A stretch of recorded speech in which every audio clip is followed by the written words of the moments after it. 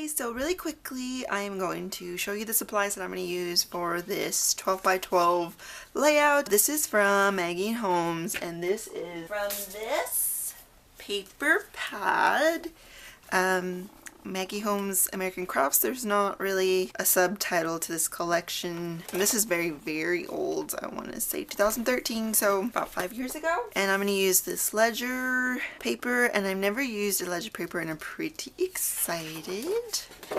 Then I have this Maggie Holmes Chasing Dreams Garden Club, and I'm gonna fussy cut this for sure, and I really like the B-side. This one is also from Chasing Dreams, but I got this at Joann's. I want to use this May here for the date. This is from Heidi Swapp. This is pretty old as well. Thought maybe we could use these words up, and then I have these 3 corks to bring in a bit of different texture here. These puffy stickers, Chasing Dreams.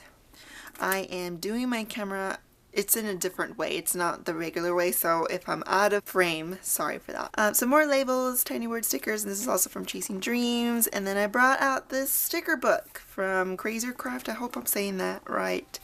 But it's got the same color scheme as my papers, so if I need to use more stickers, I can. And I'm not sure if I want to make up a title or if I want to use some stickers already, so I brought these out. And if I still need more things, I have my crepe paper scraps, and it's just a bunch of leftovers or cut aparts from crepe paper sheets. Alright, I'm going to start to fussy cut these flowers. Let's jump right in. What fussy cutting looks like. So I like to cut as close as possible to the shape or element I want to cut, and then I go in and detail cut with the tiniest scissors that I have, and that helps. I like to move the paper more so than the scissors, but it's like 50-50. I move the paper and the scissors. Okay, so fussy cut all the flowers that I wanted. I cut out 3 big pieces and then 3 small pieces, I believe.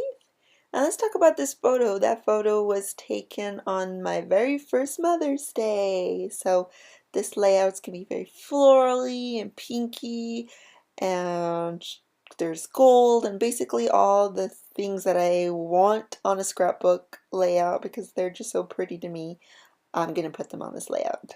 Yeah, so I bring in some white acrylic paint. Even though the ledger paper is a very cream color, my shirt is more white. It's an off-white, but it's more of a brighter off-white than a cream, so I want to bring in some different shades of white. However, I added some water to it because I didn't want it to be so stark white, a little bit softer there.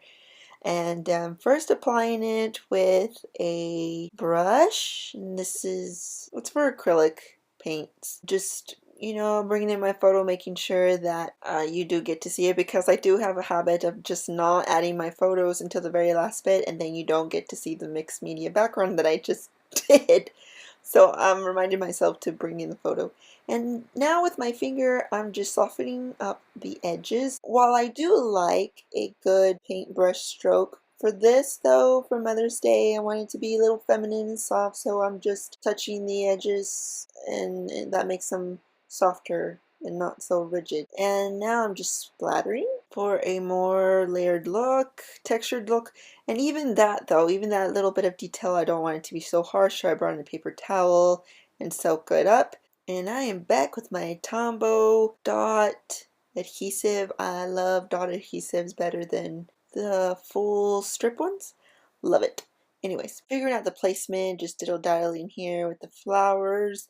I'm really looking at how the leaves are, which way they're going, and that's why I'm just moving them around a lot, making sure that the leaves are pointing you towards the photo, if that makes any sense. So I'm thinking, should I put this down here? But no, because I want to direct your eyes again to the photo, and I'm also thinking about where I'm going to journal. It's going to be quite lengthy. Where I'm going to put the date. I bring in this monthly paper from Crepe Paper, and I bought this paper at Joann's, and I thought This is awesome. I am going to use this a lot, and I bought it over a year ago and I haven't used it. Such is a scrapbooker, right? Am I the only one? Okay, anyways, I'm just cutting it, y'all. I'm sorry I'm out of frame. Again, like I said, it's a little bit different camera setup, but I promise you all I'm doing is just cutting the month of May out. Just figuring out where to place it, and I struggle a little bit with it because it's almost the same exact size as the photo. And I also don't want to cover up the date of when Mother's Day was, so that's me busting out my planner to see when it was, and it was the 9th. So I need to make sure I don't cover up the 9th. I like it there, but it's a bit too distracting, so I'm thinking, all right, I want you to see the photo first and then the calendar date. So I want it on the bottom for sure. And I figured, yeah, I need to add more acrylic paint here to stretch out the white, and so that's what I did there. And can we just talk about how gorgeous these florals are from Maggie Holmes? I could just never get enough of Maggie Holmes florals. I used to really be into shabby chic home decor and everything like that, but there's just not a lot of that in the market. So this, for the florals, it brings modern into it as well, and now I get to incorporate that in my scrapbooking, and I just love it. I can't get enough. So I want to add a little bit of dimension, and I brought out foam dots, and these are a bit higher than regular pop dots, and I got this from the dollar section that Michael's has, so unfortunately they don't have it all the time. Sorry. And if you notice, I'm only putting it on the edge, the edges of where, like where the leaves are and everything. I'm not putting it to where it's close to the edge of the paper because I actually don't like that look. I don't like too much dimension on the edges of my paper. It just, I don't know. I don't know. I don't like it. Anyway, that's just me. So I decided to go with the thickers, the title that's already made, and go with love. And I want to make sure that the photo is not in that little gap that's in the L. So placing it just right and making sure it stretches all the way through to where the E is underneath the leaves of that floral over there on that right side. So it could just bring it all together. The thickers had a few hearts, a full heart and an outline, and I'm just determining where to put it. I decided to go here and make a cluster up there. I didn't want the same size. They do have another full heart, but I didn't want the same size. I wanted it to be a little different. So I had this scrap here, which just so happens to be the same color gold and the same size of glitter. So I cut out a heart from that, and it's perfect size. And as you could see, I'm going to place it there using this super sticky adhesive that I got from Joann's. I haven't gone back since I bought this, so I don't know if they still have it, but man, it's super sticky. I love it when I really want something permanent and like to just stay put, especially with of a thicker surface or texture. It's just awesome. Anyway, so I did that journaling there. Now I want to use up these Heidi Swan phrases, and they're so thin. They're not like thickers. And the arrow actually broke, but that's okay. I put it back and you can't even tell. But they're just so delicate, so delicate. And I decided to go with this is, and so it could be this is love, and that arrow is pointing to the photo, so really it's just, I mean, you just can't get more perfect than that. I want to add in some more of that yellow on the three corners there. So I look into the sticker book. I don't want to bring in circles. I want to bring some tiny word stickers. As I'm looking through the book, I notice that foil is rose gold.